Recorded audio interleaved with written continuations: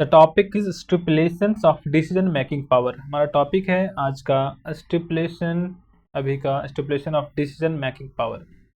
Stipulation means आप सभी को पता होगा क्या होते हैं, शर्तें होते हैं कि गवर्नमेंट को किस किस चीज़ों की डिसीजन लेनी चाहिए, डिसीजन मेकिंग पावर उनके पास है और क्या शर्तें हैं उनके लिए, क्या क्या चीज़ शर्त है उनके लिए। ओके, तो आइए इस टॉपिक में हम लोग इस चीज़ को पढ़ेंगे बहुत बढ़िया से। ठीक है। So a constitution is a framework of fundamental principle. हमारा जो कॉन्स्टिट्यूशन है वह बेसिक फंडामेंटल चीज़ों के ऊपर बना हुआ है, उससे बना हुआ, उससे लिया गया, उसी पर फ्रेम किया गया है।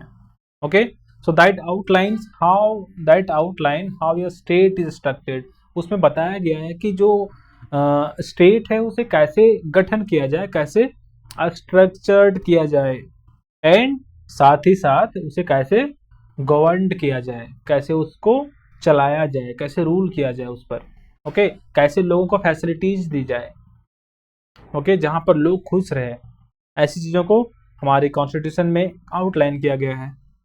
तो it primarily defines who has the authority. यह पहले क्या डिफाइन करता है, सबसे पहला डिफाइन करता है कि अथॉरिटी कौन होगा, गवर्नमेंट में अथॉरिटी कौन होगा, किसके पास पावर होगा टू मेक डिसीजन कौन ले सकता है, सोसाइटी में डिसीजन लेने का अधिकार, अथॉरिटी किसके पास होगा, पावर किसके पास होगा। तो दिस एलोकेशन मीन्स आप सभी को पता होगा, एलोकेशन मीन्स होता है division of power. Okay, so this allocation of power varies depending on the type of government. जिस प्रकार की आपकी गवर्नमेंट है उसके ऊपर ये डिपेंड करता है, उसके ऊपर निर्भर पड़ता है। तो आपकी कॉन्स्टिट्यूशन कैसी है, हो सकता है आप पहले के टाइम में जानते होंगे कि पहले हमारा जो कंट्री था, जब अंग्रेज नहीं आए थे तब कैसे कंट्री था हमारा, अरे राजा लोग शासन करते थे, मीन्स मोनार्की गवर्नमेंट था।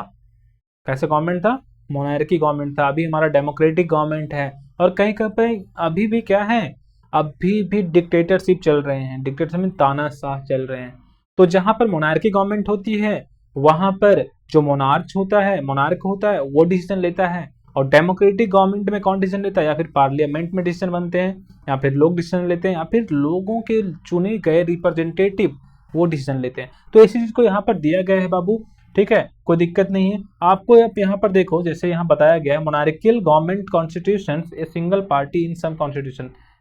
कुछ कॉन्स्टिट्यूशन में सिंगल पार्टी है, जैसे मान लो सोवियत यूनियन किसे बोला गया है, रसिया को बोला गया है। पहले के टाइम में हम लोग उससे यूएसएसआर बोलते थे, यूनियन सोवियत संघ ऐसे बोलते थे, तो सोवियत यूनियन उसी को बोला गया, the old Soviet union and the people in democratic constitution. जो लोग हैं वो डेमोक्रेटिक कॉन्स्टिट्यूशन में डिसीजन लेते हैं, पावर, ठीक है। अब वो कैसे लेते हैं, वो तो लेता है रिप्रेजेंटेटिव, क्योंकि हम लोग वोट करते हैं, वोट से अपने रिप्रेजेंटेटिव को चुनते हैं। ओके, सो आई थिंक यहाँ तक कोई प्रॉब्लम आप लोगों को नहीं हुआ होगा। सो एज एन एग्जाम्पल मैं आपको बताऊं कि जो हमारा गवर्नमेंट है, हमारा इंडिया है, वहाँ पर पार्लियामेंट्री सिस्टम ऑफ गवर्नमेंट को माना गया है, अप्लाई किया गया है, अडॉप्ट किया गया है, ठीक है। Adoptive parliamentary system where elected representative, जिसे हम लोग चुनते हैं, वह पार्लियामेंट में जाकर के डिसीजन बनाता है, नए नए पॉलिसीज को बनाता है, नए नए रूल को बनाता है।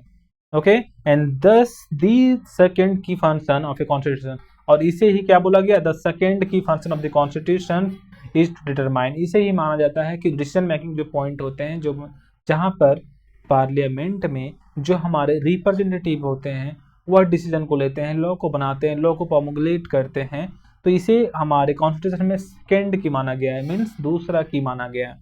Okay, so decision making power in the structure of government with in a society. Society में कैसे डिसीजन लेना है, कैसे उसे गठन करना है, कैसे चालू करना है, ठीक है, कैसे उस पर लोगों को मीन्स बताना है कि आपके इससे आपकी क्या बेनिफिट सकती है, क्या चीज़ों को आप लोग इसे कर सकते हो, है ना।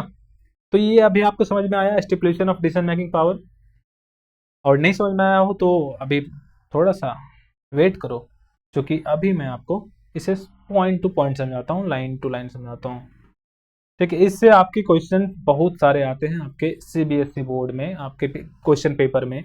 अगर इसमें ही आपको पूछ देता है in our country which type of government are, तो उसमें ऑप्शन रहता है, अगर समझो ऑप्शन नहीं है तो 1 मार्क्स के क्वेश्चन हैं। तो ये सब भी आपको डाउट जो है क्लियर आपको साथ ही साथ करना पड़ेगा, ऐसा कोई चीज़ ना हो जो आपको ना पता हो। इस टॉपिक के रिलेटेड मेरा यही है कि आप जब पढ़ो तो पूरे बढ़िया से पढ़ो, पूरे 100% देकर के पढ़ो, क्योंकि आपको अपना टाइम जो है ये फिर से वापस नहीं आने वाला है। ओके, सो जब भी पढ़ो आप अच्छे से पढ़ना, जिससे भी पढ़ो। तो the first point is a constitution set of fundamental principle of the governments. जो कॉन्स्टिट्यूशन है वह किसका सेट है? फंडामेंटल प्रिंसिपल पर सेट है स्टेट गवर्नमेंट्स के। It determine who has the power, ये हमें बताता है कि पावर किसके पास होगा।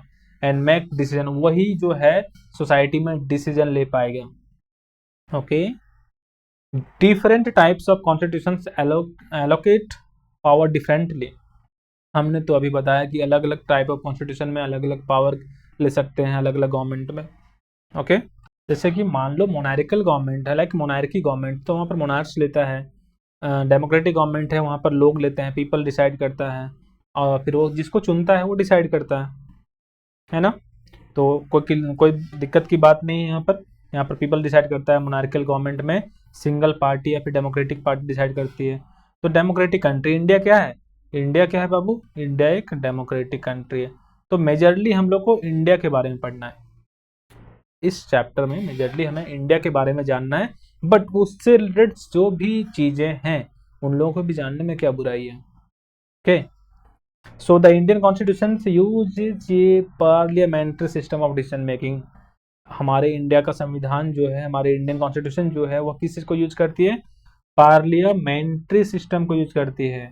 ओके, किस लिए? डिसीजन लेने के लिए, for decision making. Okay, so the constitutions rule include specifying how the government is constitutes and operates.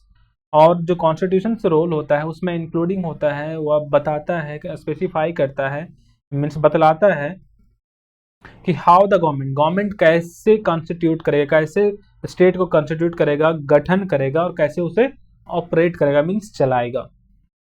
Okay, तो ये टॉपिक यहीं समाप्त होता है। और अगर कोई डाउट है तो आप कमेंट करना, फिर से मैं बता रहा हूँ, कमेंट नहीं कर पाओ तो आप इस वीडियो को रिपीट देखना, ठीक है। और अगर इससे रिलेटेड आपको नोट्स चाहिए, क्वेश्चन पेपर चाहिए, या फिर किसी भी प्रकार की आपको सामग्री चाहिए पढ़ने के लिए, नोट्स, बुक्स जो भी चाहिए आपको, PDF चाहिए या फिर अलग कुछ और भी चीज़ें अगर चाहिए, तो आप हमारे वेबसाइट विजिट कर सकते हो। अगर उतना नहीं कर सकते हो तो लिंक जो है डिस्क्रिप्शन में अवेलेबल आपको मिलेंगे, आप वहाँ जा करके देख सकते हो, ठीक है। कांटेक्ट कर सकते हो, कांटेक्ट डिटेल भी वहाँ पर आपको दिए होंगे। तो आज का क्लास यहीं ख़त्म होता है अभी।